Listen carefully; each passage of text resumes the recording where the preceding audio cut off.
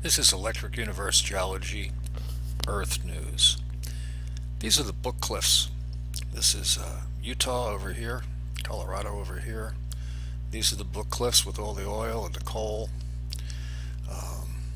There's Grand Junction. This is where the Gunnison and Colorado rivers meet up. Here's the Green River here. This goes all the way up into Wyoming. I was in Grand Junction trying to get the price. There's a museum here with gigantic skeletons of dinosaurs, allosaurs, similar to T-Rex but bigger, apparently nastier. So I'm driving west on 70, which is down here. Let me zoom in a couple times.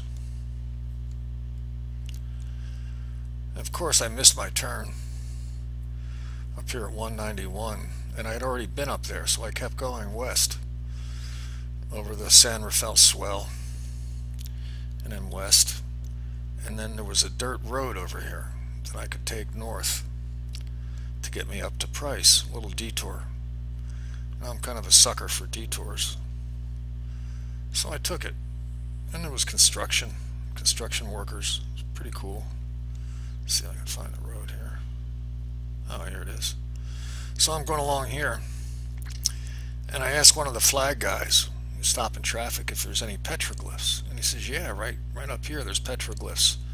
There's rocks up here on the cliff that are burned and darkened, I think electrically, and they had fallen down, and the Native Americans had used them to put petroglyphs on them right down here. There's a whole lot of them with a parking lot. I recommend you stop by.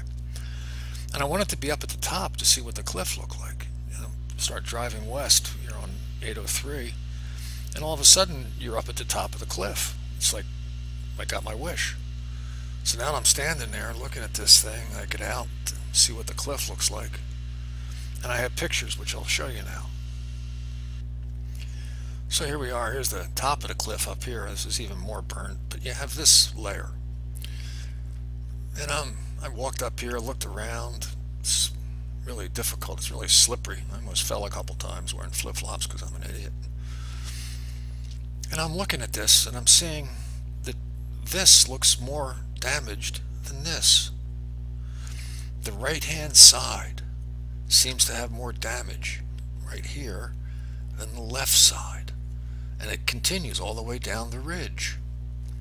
And I'm looking at it, and I say to myself, it looks like a seething river of plasma came up the canyon, not down, but up the canyon. I had been reading enough Electric Universe material from Will Thornhill and Don Scott and Mel Atchison to have some feel for plasma and what it might be able to do. So the first thing that pops into my mind is a seething river of plasma came up the canyon. Let me show you some more images. You can see the right side, right over here, is terribly bubbled, and there's missing material, and it looks burnt. It looks like something heated it and bubbled it. And over here, not so much. This actually reminds me of Zion Canyon and the areas where I think the electrical excavation process ceased. And this is what it looks like when that happens. I have some close-ups of this that we'll look at. But the difference between this and this to me is astounding. And then this right here we'll look at also. I have images of that. Here's another close-up of the right side, and you can see how charred it looks, as if somebody took a blowtorch to it. This image shows the left side. Here it's so nice and smooth. There is damage, and the outside of it seems to have been heated and changed, metamorphosed, although I don't think it's metamorphic, it's just sandstone. But it's been altered. I have other images where I'm looking left to right here. But this to me is very suspicious looking, as if it might have been electricity that cleaned this section off, but wasn't hot enough to melt and blacken it like it did over here. This is the area that reminds me of Zion, with these gouges going in different directions. Some go up, some go down. They go in different directions, just really similar to Zion with these holes in them. Maybe this is long-term erosion, but I think it's short-term electrical erosion personally. I'm prejudiced. This is looking towards the right. This is the area that didn't get zapped as much.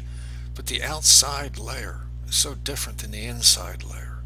as if whatever came along and bubbled and scorched this actually changed the outside layer. Looks like it melted it, but as it was coming around, it went past this area and just scraped along this area. It didn't hook up directly.